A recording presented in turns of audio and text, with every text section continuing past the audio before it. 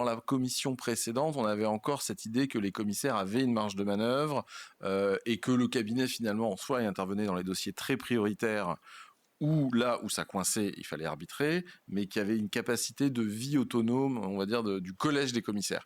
Que là, on est quand même rendu dans la situation où on a des commissaires en charge de certains sujets qui apprennent par voie de presse ce qui va se passer sur leur dossier.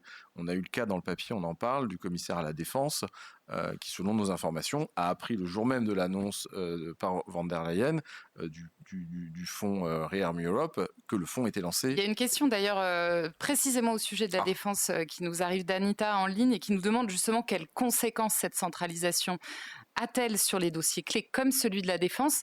Déjà, ça s'illustre peut-être par l'exemple que tu viens de donner, qu'on a des commissaires qui apprennent par voie de presse les arbitrages, mais quelle est l'incidence derrière? Est-ce que ça change quelque chose à la dynamique? Est-ce que c'est de nature à influer d'une manière ou d'une autre Alors, sur la dynamique, on va dire, au niveau des états, des priorités qui fixent, pas forcément, c'est plus dans l'élaboration du travail de la commission.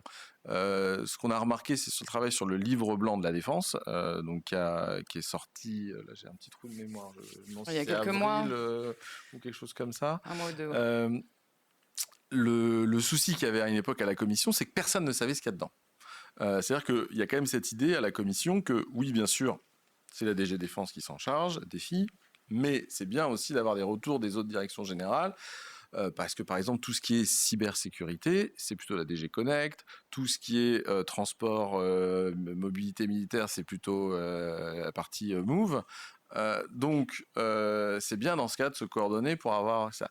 Et comme le document ne circulait pas, toutes les personnes qu'on interrogeait disaient « bah non, on n'est pas au courant, ça doit sortir sous peu, mais on n'a toujours pas pu donner nos inputs, faire nos retours, etc. » Voilà, ça veut dire que l'élaboration se fait en petit comité, que savoir qu'est-ce qui se passe, c'est compliqué, et pouvoir même, pour les gens à l'intérieur de la machine, essayer de pousser leurs idées, c'est très compliqué.